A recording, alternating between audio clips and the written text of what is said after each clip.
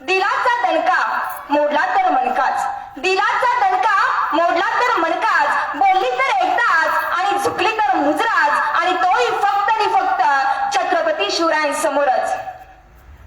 छत्रपती शिवरायांच्या पदस्पर्शाने पावन झालेली ही माझी मातृभूमी आणि अजिंक्य अशा रामशेष किल्ल्यांच्या पायथ्याशी मला या ठिकाणी, या साळवाडी गावामध्ये तुम्ही मला या ठिकाणी शिव व्याख्यानासाठी आमंत्रित केलं. खरं तर आयोजकांचे मी मनपूर्वक आभार मानते. छत्रपतींना या जिजाऊंच्या लेखीचा मानाचा मुजरा, मानाचा मुजरा, मानाचा मुजरा. काय छातीवरती कोरली अभिमानाची लेणी, काय छातीवरती कोरली अभिमानाची लेणी, पोलादी मनगटी आमची खेळती खेळ जीव घेणी. काय छातीवरती कोरली अभिमानाची लेणी, पोलादी मनगटी आमची खेळती खेळ जीव घेणी. दारिद्र्याच्या उन्हात शिजला, दारिद्र्याच्या उन्हात शिजला, निडळ्यांच्या घामानं भिजला, देश देश गौरवासाठी झिजला, अहो देश देश गौरवासाठी झिजला. अहो दिल्लीचेही तख्त राखितो महाराष्ट्र माझा, दिल्लीचेही तख्त राखितो महाराष्ट्र माझा. माझा माझा महाराष्ट्र माझा, मनोमनी बसला शिवाजी राजा. माझा माझा महाराष्ट्र माझा, मनोमनी बसला शिवाजी राजा. वंदिता स्वराज्य ध्वजा, गरजा महाराष्ट्र माझा, गरजा महाराष्ट्र माझा. महाराष्ट्र, महाराष्ट्र या नावातच या राज्याची महानता दिसून येते. तुकोबरायांच्या अभंगात तल्लीन होणारा महाराष्ट्र, ज्ञानोबरायांच्या विचारांनी प्रगल्भ झालेला महाराष्ट्र, कोटी कोटी दलितांचा भाग्य विधाता असणाऱ्या माझ्या फुले शाहू आंबेडकरांचा महाराष्ट्र, ज्या महामातेला या मातीच्या उद्धारासाठी शिवरायांसारखा पुत्र दिला ते माझ्या मासाहेब जिजाऊंचा महाराष्ट्र, ज्या पुत्रानं हिंदुस्थानच्या मातीत स्वराज्याची आग पेटवली त्या माझ्या शंभूराजांचा महाराष्ट्र, एकंदरीत संतांच्या भक्तीचा आणि शिवराजांच्या शक्तीचा महाराष्ट्र. पण हाच महाराष्ट्र नेमकी घडला कसा, त्यासाठी जावं लागतं ना वर्तमान काळात ना भविष्य काळात. त्यासाठी पुन्हा माघारी जावं लागतं, पुन्हा त्या अंधारमय वातावरणामध्ये जावं लागतं, त्या भूतकाळामध्ये जावं लागतं. मग शोधावं लागतं तो एखादा तारा, त्या ताऱ्याच्या जवळ गेलं की मी सापडायला लागतं तो एखादा तारा, त्या ताऱ्याच्या जवळ गेलं की मी सापडतो तो तारा, त्या ताऱ्याच्या जवळ गेलं की मग सापडती ती दृष्टी, त्या दृष्टीच्या जवळ गेलं की मग सापडती ती दूरदृष्टी, त्या दूरदृष्टीच्या जवळ गेलं की मग सापडतोय तो काळ, तो काळ, तो काळ. कोणता कोणता कोणता? शिवपुराण काळ, इसवी सन 1600.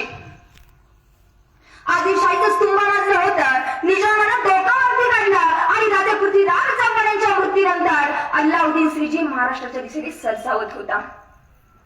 लक्षात घ्या बांधवांनो, 350 वर्षांपूर्वी या महाराष्ट्राच्या भूमीला एक कर्तृत्वान वीरपुत्र मिळाला, ज्यानं स्वतःच्या पराक्रमानं, जिद्दीनं, शौर्यानं, धाडसानं नव्हत्याचं होतं आणि होत्याचं नव्हतं केलं. आणि या महाराष्ट्राच्या भूमीत मराठ्यांचा भगवा झेंडा रोवला.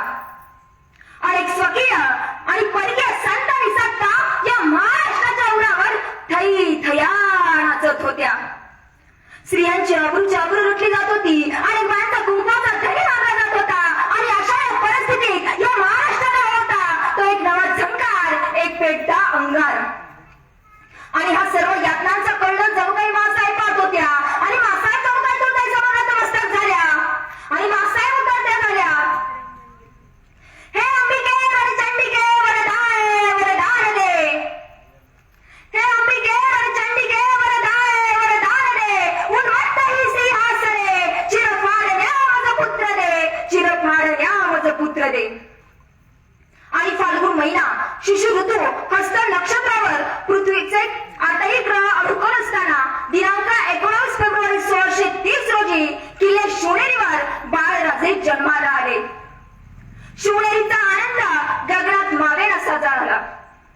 आनंद झाला, पुत्र कोणाला झाला, आनंद झाला, पुत्र कोणाला झाला. पुत्र जिजाऊंना झाला, पुत्र शहाजी राजांना झाला, पुत्र मराठ्यांना झाला, पुत्र महाराष्ट्राला झाला, पुत्र शेतकऱ्याला झाला, पुत्र कष्टकऱ्याला झाला, नव्यानेच तर पुत्र अखंड हिंदुस्थानला झाला, हेही विसरता कामा नये. आई जिजाऊंच्या संस्कारांनी शिवराय घडले खरे, पण सोबतीला होते तेच 18 पगड जातीचे सह्याद्रीच्या कानाकोपऱ्यातील एक निष्ठावंत माऊली. पण आज 350 वर्षानंतरही या महाराष्ट्राच्या भूमीला छत्रपती शिवरायांची गरज मोठी शोकांतिका आहे बांधवांनो. आज वाटतं मला पहाटे उठावर रायगडाच्या पायऱ्या चढाव्या, या काळजातून या अंतःकरणातून माझ्या राजाला साथ घालावी, हाक मारावी, विचारावं म्हणावं, राजा राजा तुम्ही कशी पकडली तेवढे बनवले ढाल आणि तलवार. अहो राजा तुम्ही कशी पकडली तेवढी बनवले ढाल आणि तलवार. आज आमचा हे चहाचा कप उचलता नाही, हे आता असे लढल्यात कापतायत राजा. राजा तुम्ही राज्य वेळेत स्वराज्य वेळेत भारावलेले होतात, पण तुमचा मावळा कसा दोन दोन गर्लफ्रेंड मिळवतोय आणि पाण्याची तार बघायला राजा कसा बियरवर भागवतोय. राजा एक सत्य परिस्थिती आहे आज या महाराष्ट्राची. राजा तुम्ही राज्य वेळेत स्वराज्य वेळेत भारावलेला होतात. राजा तुम्ही कशी सांभाळली प्रजा आणि जिजाऊ साहेबांची आण. आज आम्ही म्हणतोय आम्ही दोन आणि आमचे दोन. आज आम्ही म्हणतोय आम्ही दोन आणि आमचे दोन. आमचा होतोय चौकोन, चौकोनातले जातात दोन आणि उरलेल्यांना आधार कोण राजा. ही परिस्थिती या महाराष्ट्रात झाली आहे राजा.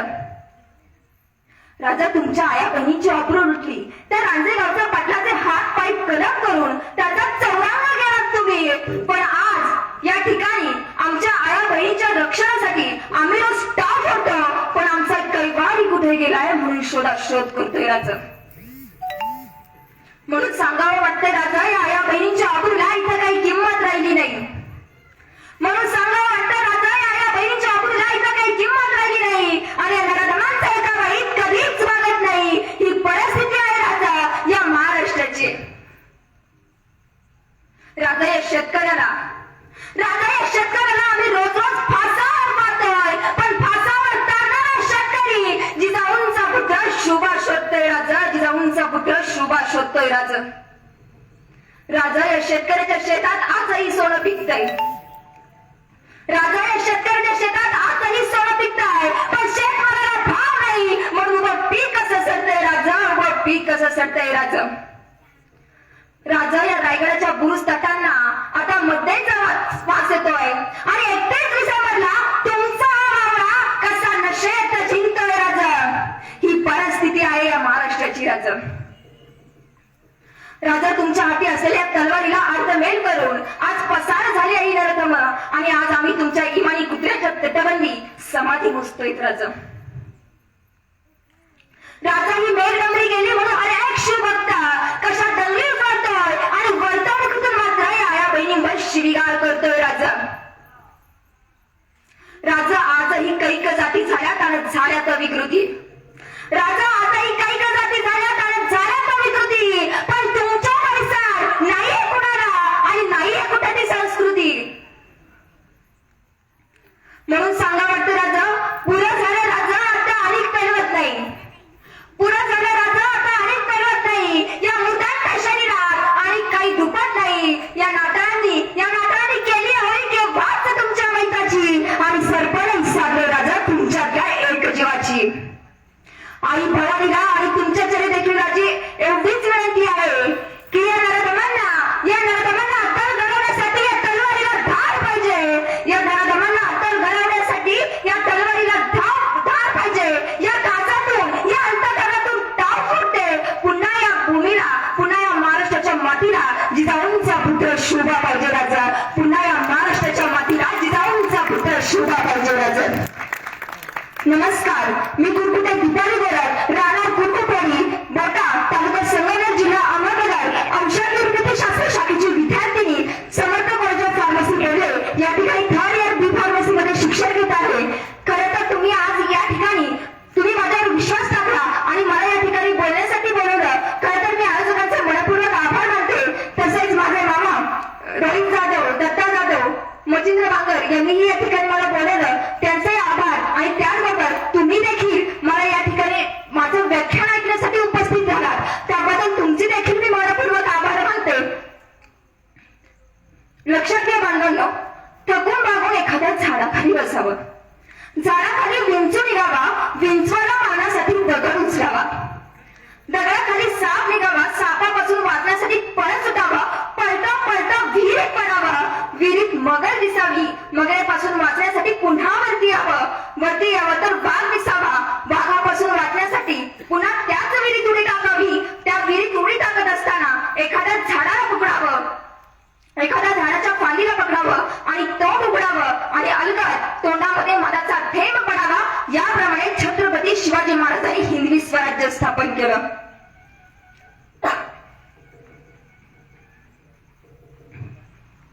लक्षात घ्या बांधवांनो, दिनांक 19 फेब्रुवारी 1630 रोजी किल्ले शिवनेरीवर छत्रपती शिवरायांचा जन्म झाला. बाळराजे 5 वर्षांचे झाले.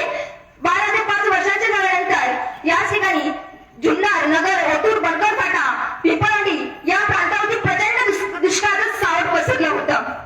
पोरगी झाल्याने जनावरे रानोमाळी फिरत होती. अन्न पाण्याविना कष्टकरी शेतकरी मरण घरी आला होता आणि अशा या परिस्थितीमध्ये बाळराजे त्या जुन्नरच्या टोकावरून निहाळ द्यायचे आणि विचारलं मासाहेबांना, मासाहेब हे लोक कोण आहेत? त्यावर मासाहेब उत्तर झाल्या, हा तर बळीराजा आहे. राजाने असा असता मासाहेब? त्यावर त्या मासाहेबजीचा उत्तर झाल्या, आणि शिवबा काही काळापूर्वी या शेतकऱ्यांचं, या कष्टकऱ्यांचं राज्य होतं, त्याला बळीराज्य म्हटलं जायचं. परंतु आज वामनाने त्याच्या डोक्यावरती पाय ठेवला आणि तेव्हापासून ही रयत पोटकी आहे राज. त्यावर तो बाळराजे म्हणाला, हा तर अन्याय. त्यावर मासाई म्हणाल्या, याला कोणी बाई नाही राज. जशी वीज कडकडावी तशी बाळराजे कराले आणि म्हणाले, मी मिळवेल ते राज्य, मी होईल तो राजा, मी घडवील ते बळीराज्य. अवघ्या 5 वर्षांचे बाळराजे, अवघ्या 5 वर्षांचे बाळराजे काय म्हणतात? मी मिळवेल ते राज्य, मी होईल तो राजा, मी घडवील ते बळीराज्य. अवघ्या 5 वर्षांचे बाळराजे. आणि आज या जिल्ह्यात आमची 5 वर्षांची लेकरं पाहिली तर ते कुठेतरी काय करतात, त्यांच्यावर आम्ही काय संस्कार करतोय हे देखील बघणं गरजेचं आहे. नेमकी मासाहेब जिजाऊ शिवबावर काय संस्कार करत होते? एक प्रसंग सांगते, समजणे सोपं जाईल. बाळराजे 8 वर्षांचे झाले. बाळराजे 8 वर्षांचे असताना त्यांना घोडसवारी कशी करायची हे शिकवलं जात होतं. घोडसवारी कशी करायची हे शिकवलं जात होतं. बाळराजे घोडसवारी शिकत असताना बाळराजे घोड्यावरून खाली पडले. खाली पडल्यानंतर बाळराजांचे गुडघे फुटले, पाय फुटले. बाळराजांच्या अंगातून रक्ताच्या चिकट होऊ लागल्या. बाळराजांना वेदना होऊ लागल्या. बाळराजे ढसा रडू लागले.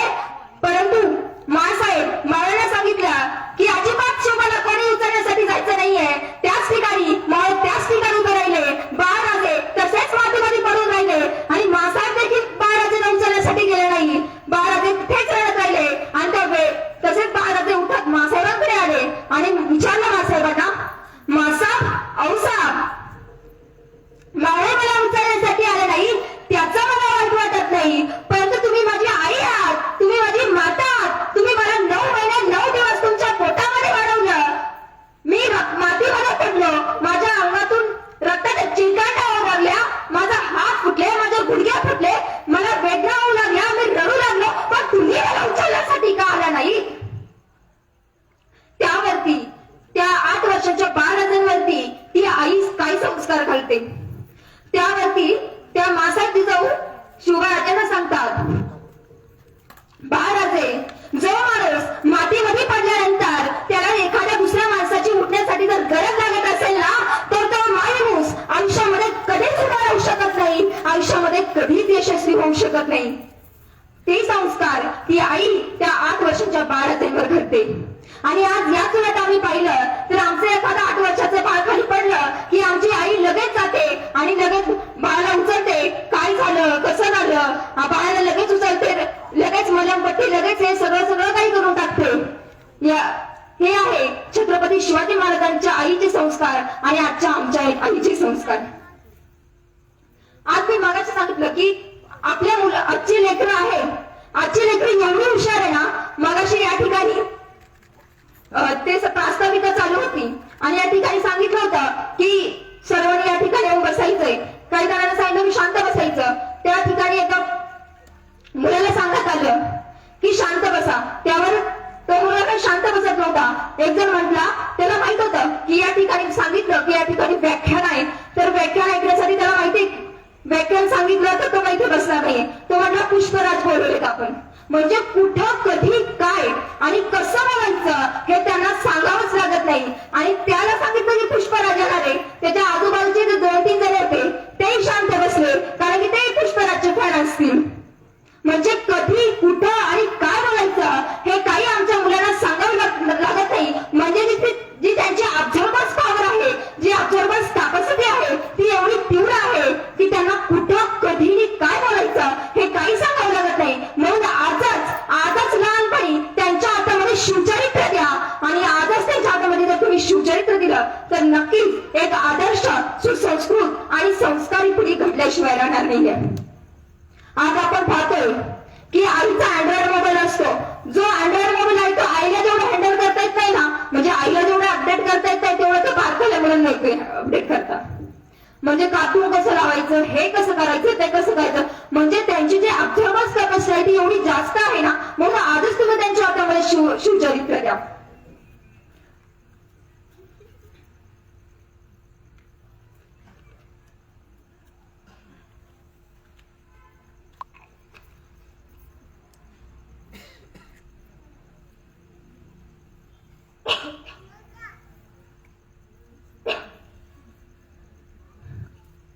आता आम्ही आमच्या मुलांना काय शिकवतोय,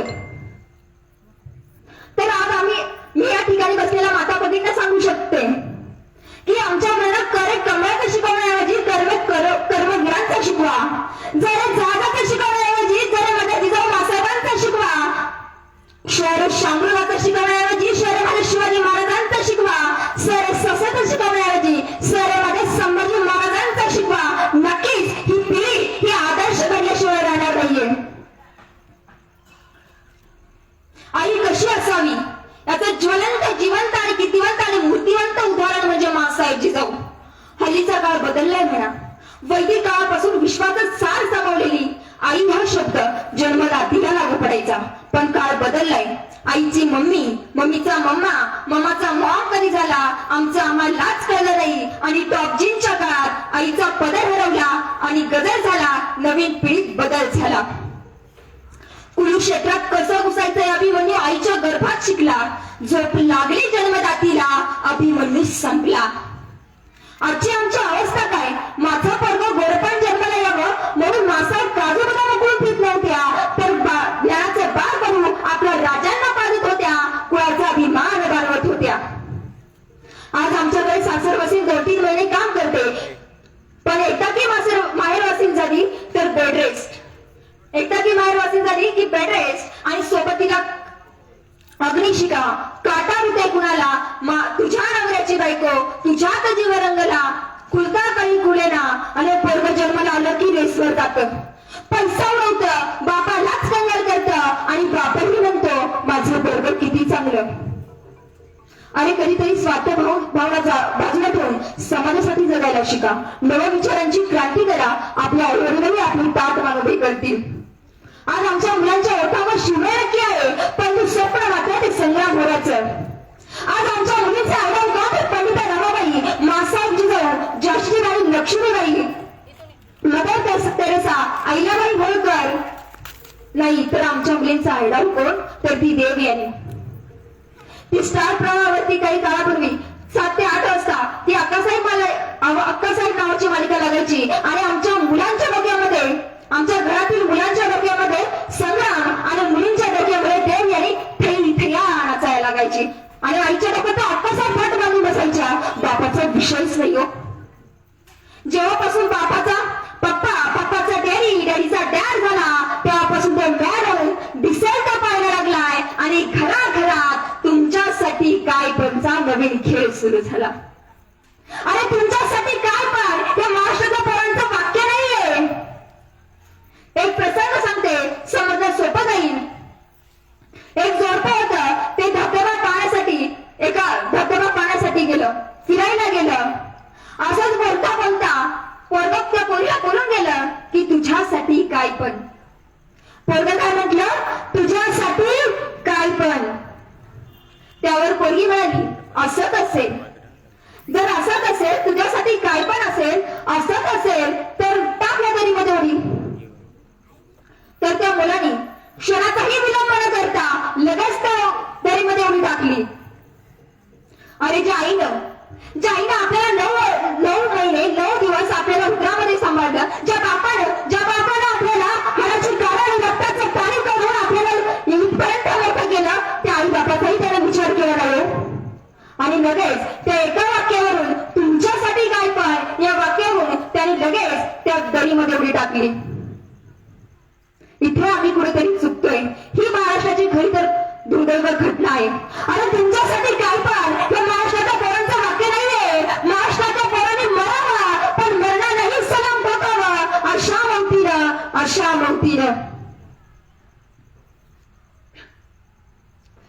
ठिकाणी आपण नेहमी असंच का म्हणत होतो की छत्रपती शिवाजी महाराज आणि आजची तरुणाई. आपण असं का म्हणत की छत्रपती शिवाजी महाराज आणि एखादा लहान पोरगा, छत्रपती शिवाजी महाराज आणि एखादी वयोवृद्ध व्यक्ती. आपण असंच का म्हणतो की छत्रपती शिवाजी महाराज आणि आजची तरुणाई. तर लक्षात घ्या बांधवांनो, जगण्याच्या 3 अवस्था असतात. एक असते बाल्यावस्था, दुसरी असते तरुण अवस्था आणि तिसरी म्हणजे वयोवृद्ध अवस्था. बाल्यावस्था अशी आहे ज्यामध्ये कृती आहे परंतु विचार नाही आहे, आणि वयोवृद्ध अवस्था ती अशी आहे ज्याच्यामध्ये विचार आहे परंतु कृती नाही आहे. एक उदाहरण देते, समर्थ सोपे या ठिकाणी मी व्याख्यान करते आणि एखाद्या इकडे काका आहे, त्यांनी सांगितलं एखाद्या त्या बाळाला की तो दगड घे आणि त्या त्याच्या डोक्यामध्ये घाल. तो दगड उचलणार आहे आणि माझ्या डोक्यामध्ये घालणार आहे. म्हणजे त्यांच्याकडे कृती आहे परंतु विचार नाही. म्हणजे त्यांना हे माहित नाहीये की दगड ही मारण्याची गोष्ट नाहीये. म्हणजे त्यांना माहित नाही की त्यांना माहिती नाहीये की दगड ही मारण्याची गोष्ट नाहीये. पण काकाने सांगितलं की दगड घे आणि तो माझ्या डोक्यामध्ये घाल. तो दगड उचलणार आहे आणि माझ्या डोक्यामध्ये घालणार आहे. म्हणजे त्यांच्याकडे कृती आहे परंतु विचार नाहीये. आणि याच उलट जर एखादी वयोवृद्ध व्यक्ती घेतली, एखादी वयोवृद्ध व्यक्ती आहे आणि ती रस्ता क्रॉस करते आणि तिला माहित आहे की या ठिकाणी एखादा दगड, रस्त्यामध्ये एखादा दगड आहे आणि समोर एखादी गाडी येते आणि ती गाडी जर त्या दगडावर आदळली तर त्या ठिकाणी भीषण असा अपघात होणार आहे. परंतु वय झाल्यामुळे, कपड्याने वागता न येण्यामुळे ती व्यक्ती तो दगड उचलू शकत नाहीये.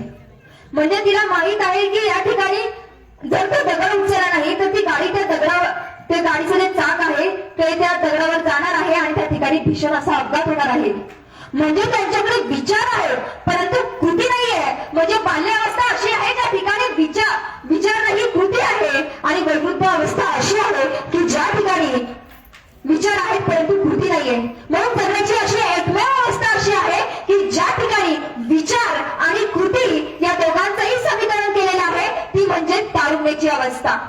म्हणून कुठलीही गोष्ट करत असताना, कुठलंही कार्य करत असताना विचारपूर्वक करणं हे तरुणांचं पहिलं कर्तव्य आहे. परंतु आज या ठिकाणी जे काही आमच्या महाराष्ट्राच्या मातीमध्ये घडलं असेल, जे काही आमच्या महाराष्ट्राच्या मातीमध्ये जे काही मिळवलं असेल, ते जे काही आहे ते जरी तरुणांच्या जीवावर घडवलेलं असेल, परंतु आजच्या या काळामध्ये तरुण म्हणजे काय तर जवानीच्या नादात दिवाण होऊन बावानीच्या मागे फिरण्यामध्ये बर्बाद झालेली अवस्था म्हणजे तरुणाची अवस्था आहे. बाकी जबाबदारपूर्वक आहे का, आजचं तरुण म्हणजे काय तर जवानीच्या नादात दिवाण होऊन बावानीच्या मागे फिरण्यामध्ये बर्बाद झालेली अवस्था म्हणजे तरुण अवस्था आहे. आणि हीच या महाराष्ट्राची खूप मोठी दुर्दैव घटना आहे. आणि आनंदाची गोष्ट म्हणजे शिवजयंतीचा जो कार्यक्रम आहे त्यामध्ये जे आयोजक असतात ती सगळी काही तरुणी पोरं असतात. शिवजयंतीचं जे सर्व काही नियोजन आयोजन असतं ते सगळं काही तरुणी पोरं करत असतात आणि ते बोलणाऱ्याला बोलून देतात. ही खरी आनंदाची गोष्ट आहे. मी वारंवार तरुणांचाच का नामोल्लेख करते, तरुणांचाच का संबोधन करते तर छत्रपती शिवरायांनी ज्या काही लढाया जिंकल्या आहेत, जे काही विजय मिळवला आहे ते सर्व काही आणि तारुण्याच्या उंबरठ्यावर मिळवलेला आहे. परंतु आज याच ठिकाणी आमच्या महाराष्ट्रातील तरुणी पोरं कुठेतरी फरकटलेली दिसत आहे. म्हणून त्यांना त्या अवस्थेपासून बाजूला आणण्यासाठी आपण हा शिवजयंतीचा कार्यक्रम करत असतो आणि व्याख्यानाचा कार्यक्रम करत असतो. तर मित्रांनो, आपण म्हणत असतो की शिवजयंती ही वाचून साजरी करावी की नाचून साजरी करावी. महाराष्ट्रातील अनेक व्याख्याते म्हणत असते की शिवजयंती ही वाचून साजरी करावी, नाचून साजरी करू नये. पण मी उलट म्हणेल, शिवजयंती ही नाचून साजरी करावी, पण नाचण्याचा अधिकार त्यालाच आहे की ज्याने शिवचरित्र वाचलेलं आहे, ज्याने शिवचरित्र आत्मसात केलेलं आहे, ज्याने शिवविचार डोक्यावर न घेता शिवविचार हे डोक्यात घेतलेला आहे, शिवविचार हे अंगीकारक केलेला आहे, त्याला शिवजयंतीमध्ये येऊन नाचण्याचा अधिकार आहे. एक जर म्हणाला की अगं ताई शिवजयंतीमध्ये शिवजयंतीमध्ये नाचल्याशिवाय शिवजयंती झाल्यासारखं वाटतच नाही. म्हटलं काही हरकत नाही, तुम्ही शिवजयंतीमध्ये अवश्य नाचा, पण शिवजयंतीमध्ये नाचत असताना तुम्ही नशा करू नका. तुम्ही त्या ठिकाणी दुसरे कोणते गाणे लावू नका, त्या ठिकाणी तुम्ही फक्त शिवाजी महाराजांचेच गाणे लावा.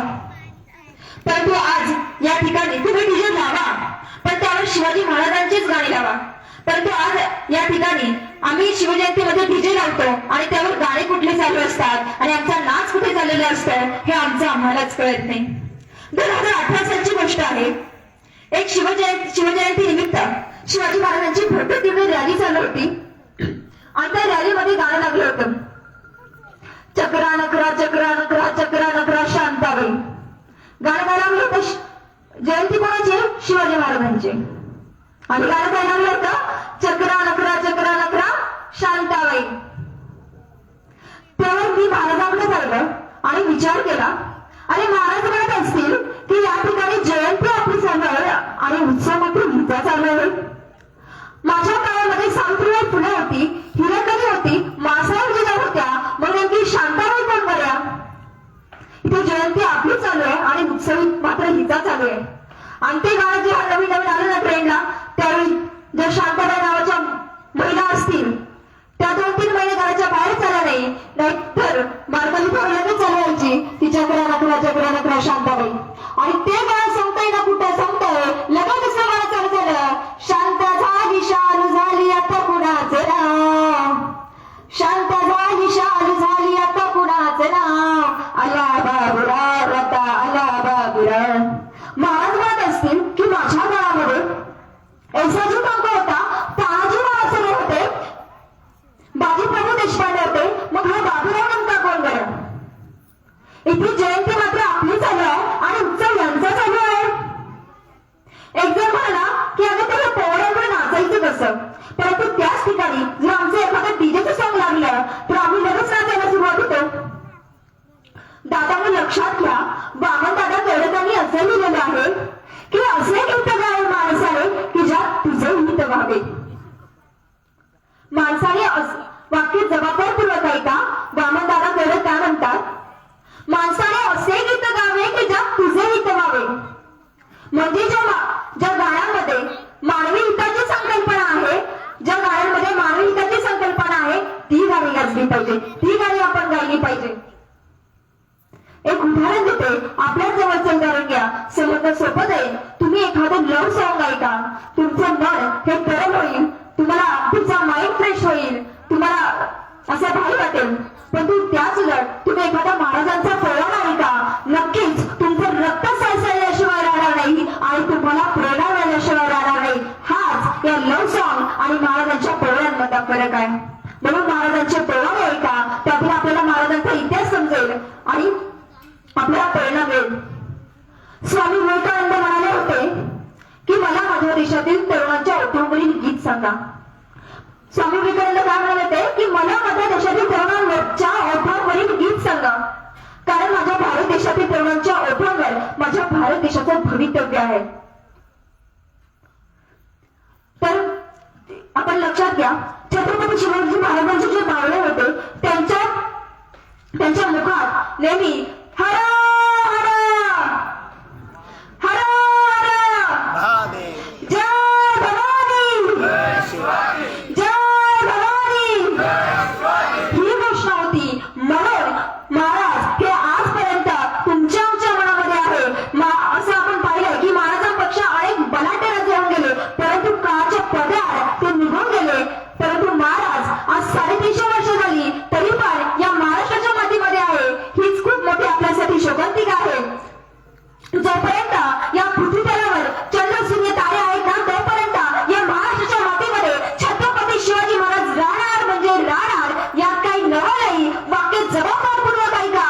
जोपर्यंत या महाराष्ट्राच्या मातीमध्ये छत्रपती शिवाजी महाराज आहेत ना, तोपर्यंत हे चंद्र सूर्य तारे या महाराष्ट्राला प्रकाशमय करू शकतात.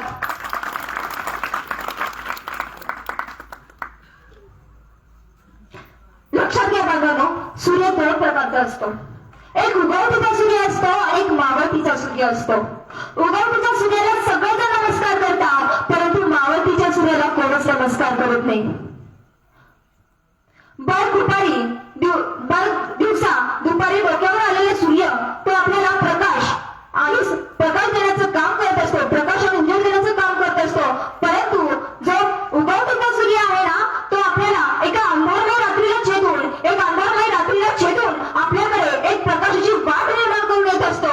आपल्या आयुष्याला एक नवीन दिशा देण्याचं काम करत असतो.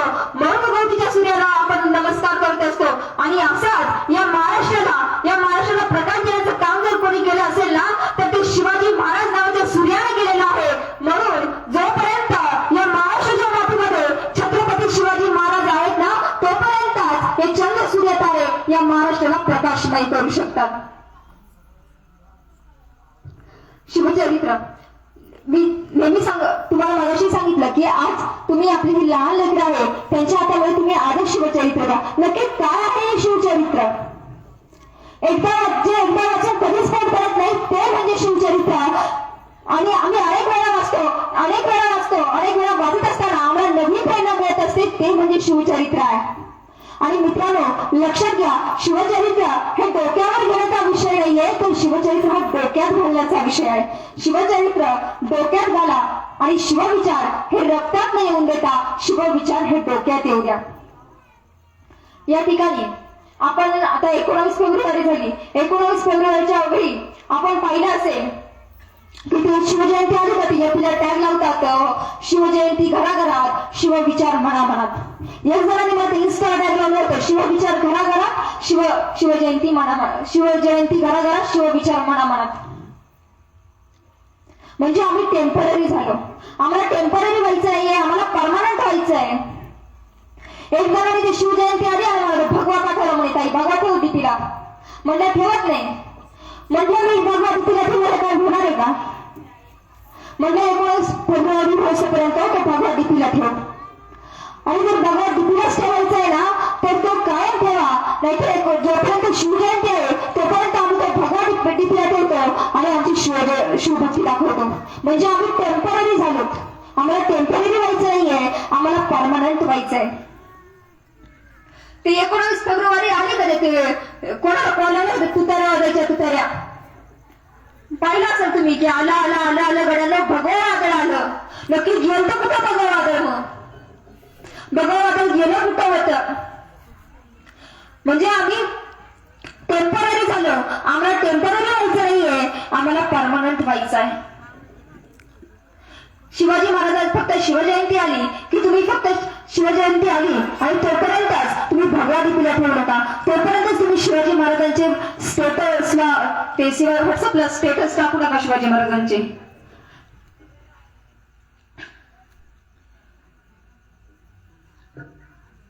ते आम्ही आता शिवजयंती आलं की ते स्टेटस तुम्ही कसे टेम्पररी झालं माहितीये?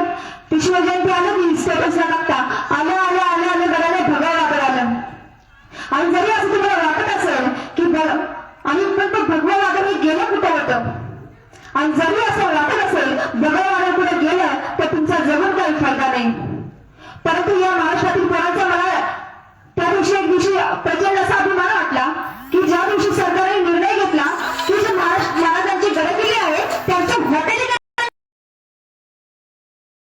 सांगितलं आणि रस्त्यावर आंदोलन केलं आणि सांगितलं की गडकिल्ले आमच्या बापाचे आहे आणि त्या ठिकाणी आमचा बाप जिवंत आहे. त्या ठिकाणी हॉटेल होणार नाही, त्या ठिकाणी लग्न होणार नाही, त्या ठिकाणी पार्टी होणार नाही. ते गडकिल्ले आमच्या बापाचा आहे आणि आमचा बाप त्या ठिकाणी जिवंत आहे. म्हणजे शिवाजी महाराज आजही आमच्याकडे जिवंत आहे. म्हणून शिवाजी महाराज येत नाही, शिवाजी महाराज जात नाही. म्हणजे भगवा वादळ कधी येत नाही, भगवा वादळ कधी जात नाही.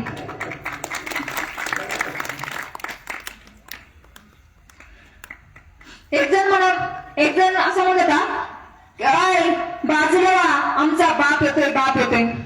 काय म्हटलं? बाजूला आमचा बाप येतोय म्हणजे पंढरपूरवर येतोय. म्हणजे अशा अनेक गोष्टी आहेत ज्या महाराजांच्या नावाखाली या महाराष्ट्रामध्ये टेम्पररी झाल्यात.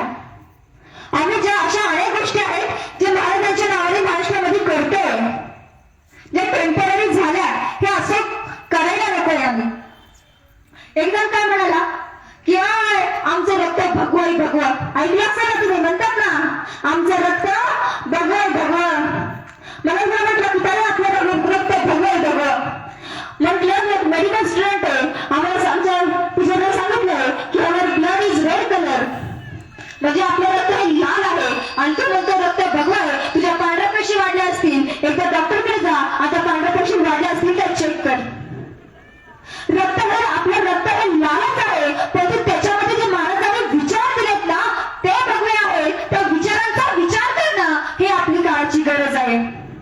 आणि ते महाराजांनी जे आपल्याला भगवे विचार दिले ते भगवे विचार आत्मसात करा.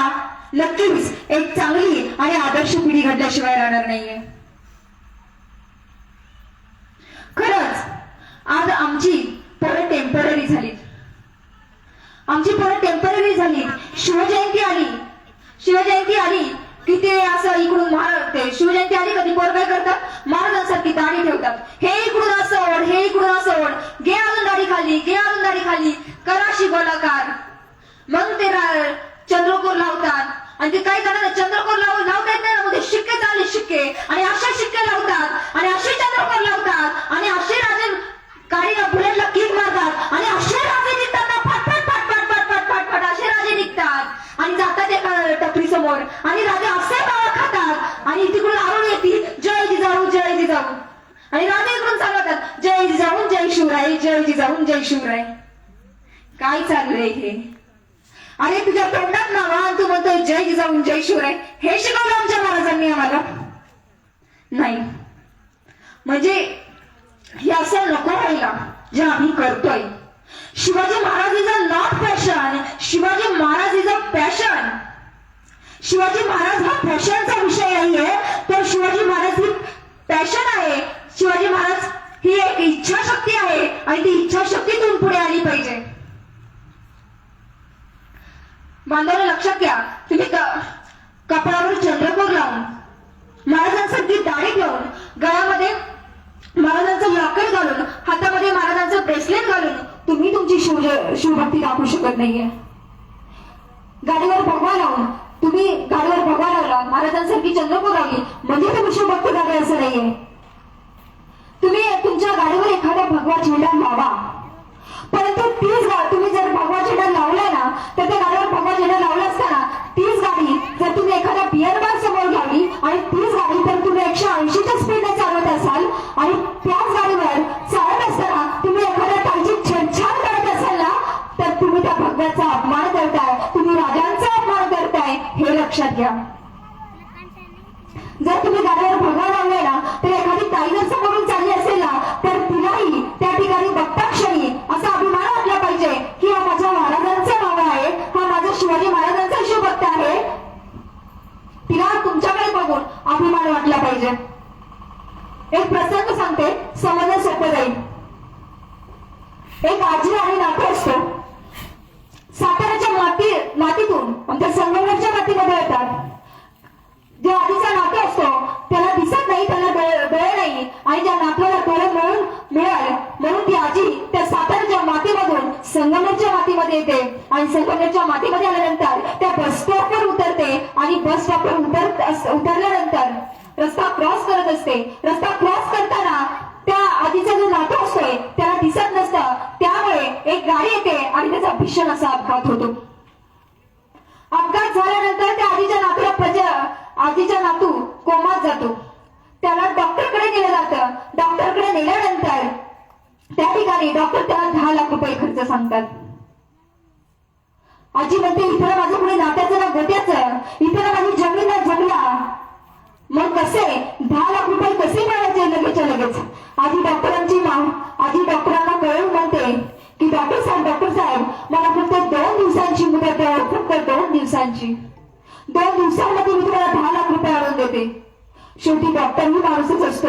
डॉक्टर म्हणतो, आजी ठीक आहे, 2 दिवसांमध्ये 10 लाख रुपये जमा करावे लागतील, परंतु 2 दिवसांमध्ये तुम्ही जर 10 लाख रुपये जमा केला नाही तर नातू विसरा. बघा आजी त्या ठिकाणी ते 10 लाख रुपये आणण्यासाठी संगमनेरच्या मातीमधून पुन्हा साताऱ्याला जाते. घरी गेल्यानंतर तिथे जे काही साताऱ्यामध्ये जे काही तिथे जमीन जुमरा काही जे असेल ते सगळं काही विकते आणि तिला 11 लाख रुपये भेटतात. ते 11 लाख रुपये घेऊन आजी पुन्हा संगमनेरकडे येते आणि संगमनेरच्या मातीमध्ये उतरते. त्या ठिकाणी संगमनेरच्या रस्त्यावर उतरते. रात्रीचा 12चा सुमार असतो. पावसाळ्याचे दिवस चालू असतात. आजी रस्त्यावर उतरते. आजी हॉस्पिटलच्या दिशेने रस्त्यावर जाते. एखादी गाडी येताना दिसते, आजी एखाद्या झाडाचा आश्रय घेते. एखादी गाडी येताना दिसते, आजी पुन्हा एखाद्या नाल्याचा आश्रय घेते. एखादी गाडी येताना दिसते, एखाद्या नाल्याचा आश्रय घेते. कारण हे 10 लाख रुपये म्हणजे पैसे नव्हते, तर ते 10 लाख रुपये म्हणजे त्या आजीच्या नातवाचा प्राण होता. जर हे 10 लाख रुपये कोणी दिले तर आजी तिच्या नातवाला वाचू शकत नव्हती. म्हणून एखादी गाडी येताना दिसायची, आजी एखाद्या झाडाचा आश्रय घ्यायची. 12 झाले, 1 झाले, 2 झाले, 3 झाले, 3.25 झाले. पावसाचे दिवस चालू होते. एक गाडी समोरून येताना दिसली. आजीने उंच हात केले आणि ती गाडी त्या ठिकाणी ब्रेक लावला. गाडी थांबली आणि त्या गाडीतून त्या ड्रायव्हरनी काच खाली केली. त्या ठिकाणी 2 तरणी बाणपोरं होती. ती आजीला म्हणाली, आजी ग, तुला मरायचंय? पावसाचे दिवस चालू आहे, नशीब ब्रेक लागला, मरायचंय? आजीने घडलेला प्रसंग सांगितला. हॉस्पिटलचा ऍड्रेस दिला आणि सांगितलं, तू त्या हॉस्पिटलचा ऍड्रेस दिला आणि सांगितलं की 9:30 वाजेपर्यंत त्या हॉस्पिटलमध्ये या. आणि आजी मुलं काही बोलल्याच्या आतच ती बॅग, ती पैशाची 11 लाख रुपयांची बॅग त्या खिडकीतून त्या कारमध्ये टाकते आणि त्या ठिकाणी पसार होते. आजी सकाळी हॉस्पिटलमध्ये जाते. त्या ठिकाणी डॉक्टर येतात आणि डॉक्टर आजीला विचारतात, आजी आलात? बरं झाले. 10 लाख रुपये आणले. आजीने घडलेला सगळा प्रसंग सांगितला. डॉक्टर म्हणाले, आजी काय केलं? पैसे विसरा आणि नातूही विसरा. आजी म्हणते, नाही 9:30 वाजेपर्यंत आलेलाच असेल, आनंदाच असेल. 9 झाले, 9:15 झाले. आजी त्या हॉस्पिटलच्या गॅलरीतून डोकून बघायची, पण आजीला काही गाडी दिसली नाही. डॉक्टर म्हणाले, आजी पैसे विसरा. आजी म्हणाली, माझा रक्ताचा नातू जरी रक्ताच्या थाळ्यात असेल ना, माझा रक्ताचा नातू जर रक्ताच्या थाळ्यात असेल ना, परंतु तो मायेचा होता. नक्कीच 9:30 वाजेपर्यंत आलेलाच असेल, आनंदाच असेल. 9:30 झाले. आजी गळ्यातून पुन्हा त्या खिडकीतून डोकावते आणि पाहते तीच लाल रंगची स्विफ्ट डिझायर त्या ठिकाणी येते, हॉस्पिटल समोर येते आणि 2 तरीबाण पोरं आजीकडे येतात आणि आल्यानंतर आजीला विचारतात, आजी ग, तुझी आमची साधी ओळख नाही, परंतु तू कसा आमच्यावर विश्वास ठेवलास?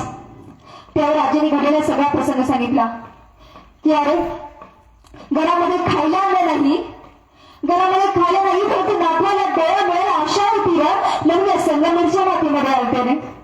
पण नशिबाने आळा घातला आणि नातवाचा भीषण असा अपघात झाला आणि त्या ठिकाणी डॉक्टरांनी 10 लाख रुपये मागितले.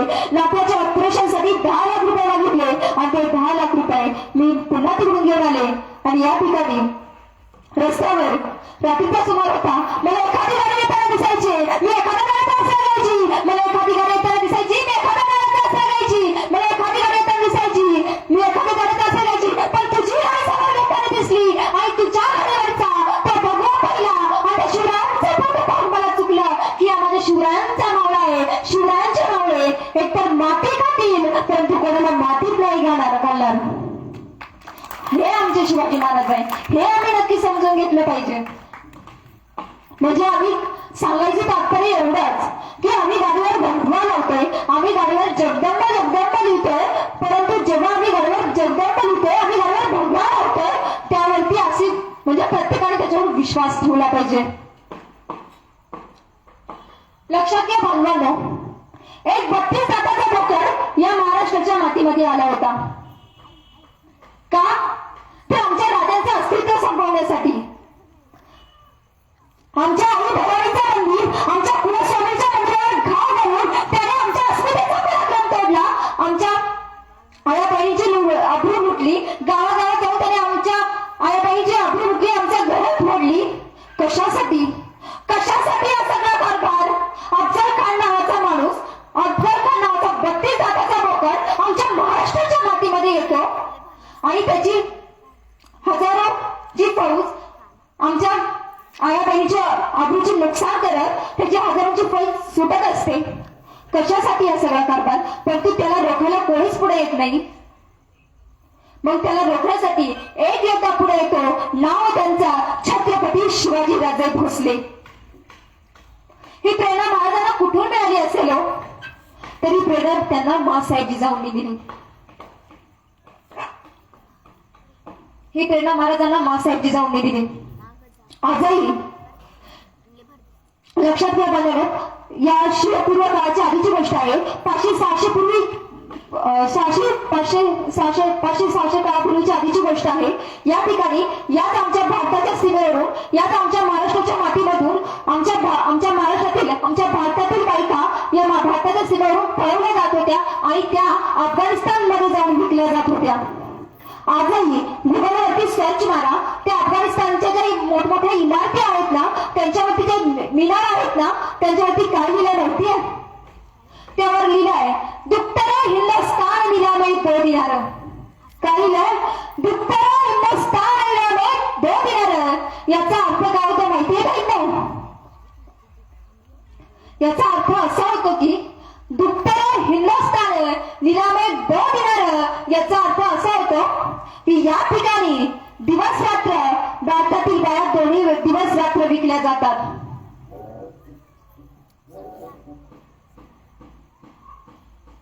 या ठिकाणी भारतातल्या ज्या बायका आहे त्या या ठिकाणी दोन्ही वेळा विकल्या जातात. आणि छत्रपती शिवाजी महाराज आले आणि छत्रपती शिवाजी महाराजांनी जी संकल्पना होती की कुठल्याही युद्ध झालं आणि जो राजा पराभूत होईल त्याच्या बायकांना जो राजा पराभूत होईल त्यांच्या बायकांना पळवलं जायचं आणि त्यांच्यावर अत्याचार केला जायचं. महाराजांनी सांगितलं की ही सगळी कारणामे बंद करा. हे असं आमच्याकडे चालणार नाही. जरी शत्रुकांचा प्रसंग दिसेल तिला साडी चढ निश्चित पाठविलं तर या पापराच्या स्पर्शी म्हणाला आणि मराठा म्हणावे असे वागराला, मराठा म्हणावे असे वागराला. अरे मराठा हे जातीवाचक नाही तर कर्तृत्ववाचक घ्या. कुणाला पण नाही म्हणत मराठा.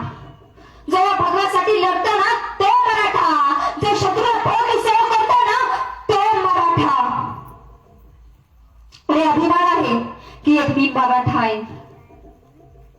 छत्रपती शिवाजी महाराजांनी जी संकल्पना होती की एखादी राजा पराभूत झाला आणि त्याच्या आया बहिणीवर बलात्कार करायचा, पण छत्रपती शिवाजी महाराजांनी संकल्पना बदलली आणि सांगितलं की जरी शत्रुकांना प्रसंगी दिसेल तिला साडी चोळी निश्चित पाठविलं का तर त्या पापा स्वप्नी स्पर्शी मिळाला. म्हणजे असं कुठलंही काम, म्हणजे असं कोणतंही काम करायचं नाहीये की ज्याने ज्याचा आम्हाला अपमान वाटेल. कोणत्याही स्त्रीवर परस्त्री जी आहे ती आम्ही माता समान मानली पाहिजे. आज तुम्ही लक्षात घ्या, आज या क्षणाला, या घडीला भारतामध्ये दिवसाला होणाऱ्या बलात्कारांची संख्या किती आहे? आज या ठिकाणी तुम्ही जेवढ्या वेळा उभे राहिले बसले, मी या ठिकाणी जेवढ्या वेळा उभी राहिले बसले, त्यावेळी या भारतामध्ये एका स्त्रीवर एका दिवसाला एवढा वेळा बलात्कार झालेला आहे. हे मी काय माझ्या मनाने बोलत नाहीये, हे रजिस्टर्ड आहेत. रोज दिवसाला 80 बलात्कार होतात, हे रजिस्टर्ड आहेत आणि अनरजिस्टर्ड हे लाखोंच्या संख्येने आहे.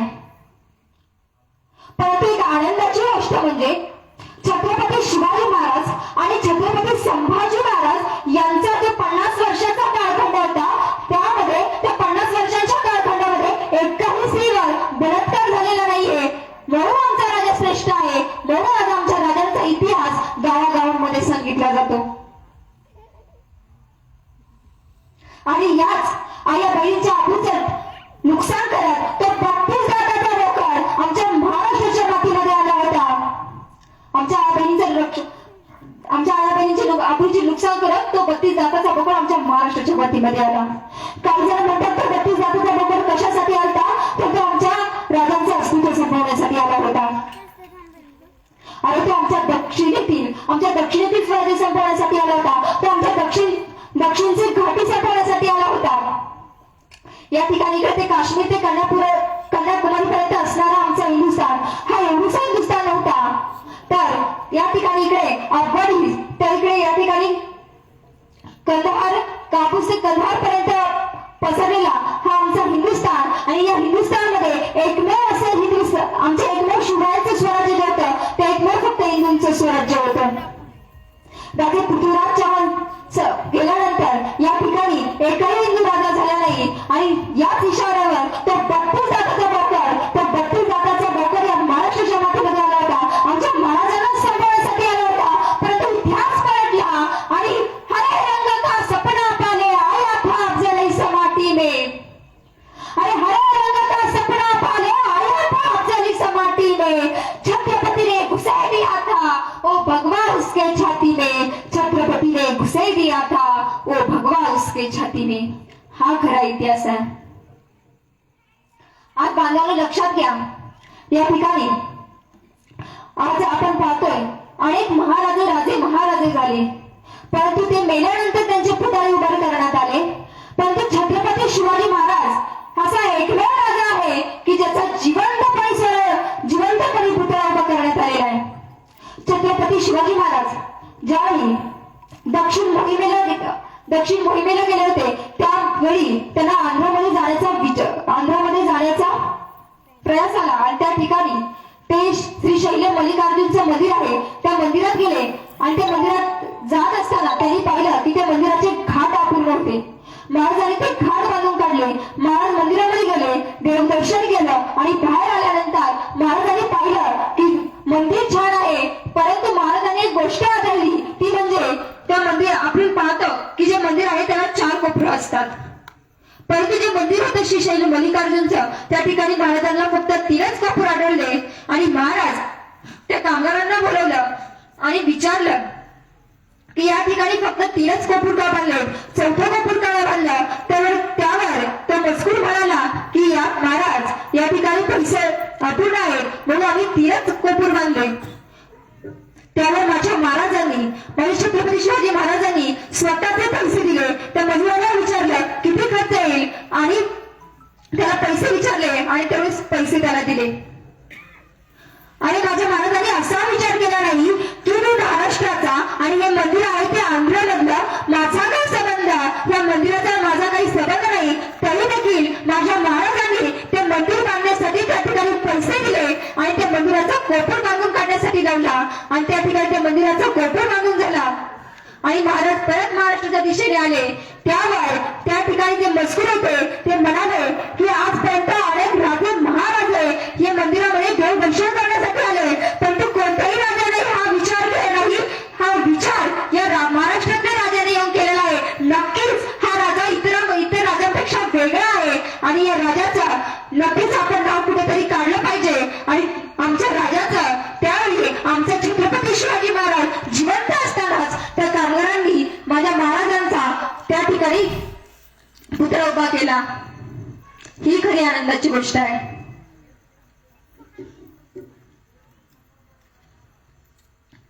जाता जाता एवढं सांगते की बाबांना लक्षात घ्या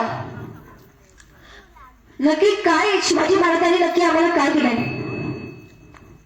शिवाजी महाराज नक्की काय आहेत, शिवाजी महाराज नक्की काय सांगावं लागत नाही. या ठिकाणी कोणाला सांगावं लागत नाही. महाराष्ट्र म्हटलं की शिवाजी महाराज म्हटलं की महाराष्ट्र, सह्याद्री म्हटलं तर शिवाजी आहे, शिवाजी म्हटलं तर सह्याद्री म्हटलं तर शिवाजी आहे, शिवाजी म्हटलं तर सह्याद्री आहे, गड किल्ले म्हटलं तर शिवाजी आहे, शिवाजी म्हटलं तर गड किल्ले आहे, महाराष्ट्र म्हटलं तर शिवाजी आहे, शिवाजी म्हटलं तर महाराष्ट्र आहे, कष्टकरी म्हटलं तर शिवाजी आहे, शिवाजी म्हटलं तर कष्टकरी आहे. म्हणजे टायमिंग प्लॅनिंग सक्सेस मॅनेजमेंट म्हटलं तर शिवाजी आहे. आणि ज्या क्षेत्रात चालला त्या क्षेत्रात असेल त्याचा परिमाण म्हणजे शिवाजी आहे. जगातील ग्रेटेस्ट सायंटिस्ट म्हटलं तर शिवाजी आहे, ग्रेटेस्ट फार्मासिस्ट म्हटलं तर शिवाजी आहे, ग्रेटेस्ट सायकोलॉजिस्ट म्हटलं तर शिवाजी आहे, ग्रेटेस्ट रिसर्चर म्हटलं तर शिवाजी आहे, ग्रेटेस्ट बिझनेसमॅन म्हटलं तर शिवाजी आहे. आणि ज्या क्षेत्रात चालला त्या क्षेत्रातील श्रेष्ठतेचं परिमाण म्हणजे शिवाजी आहे. म्हणून लक्षात घ्या, मला काय व्हायचं आहे तर मी ज्या क्षेत्रात जाईल ना त्या क्षेत्रातील मला माझ्या क्षेत्रातील शिवाजी महाराज व्हायचंय. आणि जाता जाता या ठिकाणी आई बहिणींना मी पुन्हा एकदा सांगू शकते, आजच ही लहान लेकरं आहेत, आजच त्यांच्या हातामध्ये शिवचरित्र द्या आणि आजच आमच्या मुलाच्या हातामध्ये शिवचरित्र दिल्यानंतर नक्कीच एक त्यांच्यावर चांगल्या प्रकारचे संस्कार घडल्याशिवाय राहणार नाहीये. आमच्या पुढे या सावडी गावामध्ये नक्कीच एक आदर्श तरुणांची पिढी निर्माण होईल आणि नक्कीच कुठेतरी या महाराष्ट्राच्या मातीमध्ये एक आदर्श रोवला जाईल. एवढं बोलून मी माझे छोटस भाषण या ठिकाणी संपवते. खरं तर मी पुनर्श एकदा आयोजकांचे मनपूर्वक आभार मानते की तुम्ही या ठिकाणी मला शिवजयंती निमित्त व्याख्यानासाठी बोलवलं. तुमचा पुनर्श एकदा मनपूर्वक आभार. आणि जाता जाता पुनर्श एकदा घोषणा देऊया, छत्रपती शिवाजी महाराज की जय, छत्रपती शिवाजी महाराज की जय, जय जिजाऊ, जय शिवराय. धन्यवाद.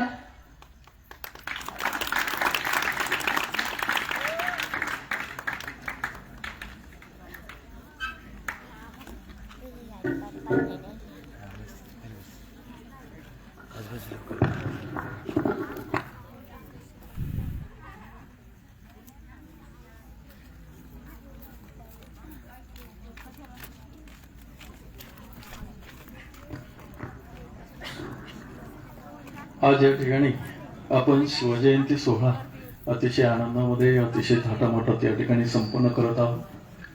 आयकॉन ग्रुप साळवडी, त्याचप्रमाणे राजे शिवछत्रपती प्रतिष्ठान आणि समस्त ग्रामस्थ बोरे खुर्द आणि विशेष सहकार्य उद्योजक संभाजीदादा काळे, त्याचप्रमाणे माननीय रविदादा फुटाळे शिवसेना शाखा प्रमुख यांच्या सहकार्यातून हा शिवजयंती उत्सव सोहळा मोठ्या आनंदामध्ये आपण या ठिकाणी संपन्न करत आहोत.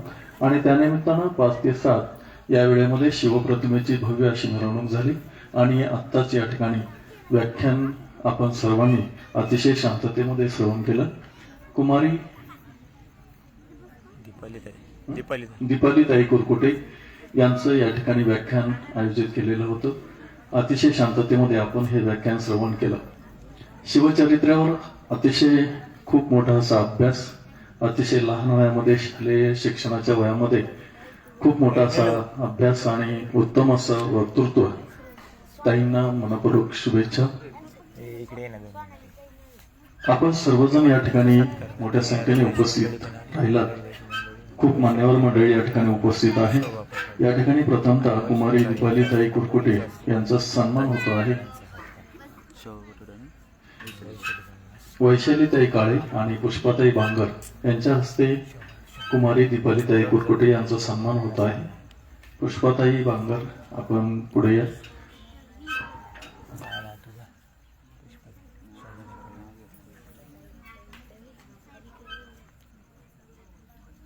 माननीय गोरक्षनाथ कुरकुटे, दीपालीताईचे पिताश्री, आपणही पुढे या. गोरक्षनाथ कुरकुटे, कुमारी दीपालीताईचे पिताश्री,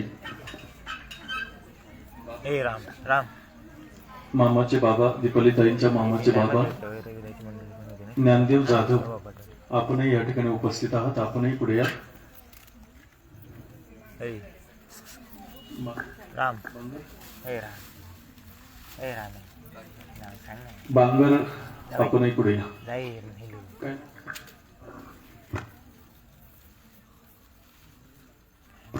माननीय बबन बांगर, आपणही पुढे या.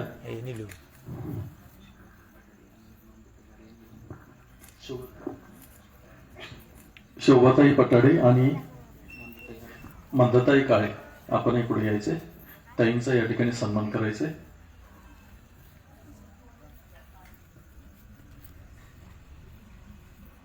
कुमारी दीपालीताई कुरकुटे, थांबा. वनिताताई भोर, आपणही पुढे या. या पुढे, इकडे पुढे या. मंडळी, अगदी 5 मिनिटं बोलायचं म्हटलं तरी खूप मोठी आठवण ठेवावं लागते. अतिशय चांगली स्मरणशक्ती असावी लागते. एकाच विषयावर 1 तास बोलायचं सोपी गोष्ट नाही. अतिशय उत्तम असं वक्तृत्व कुमारी दीपालीताई कुरकुटे यांनी या ठिकाणी व्याख्यान दिलं. आपण सर्वांनी शांततेनं श्रवण केलं. दीपालीताईंचा या ठिकाणी सन्मान होतो आहे. थांबली थांब.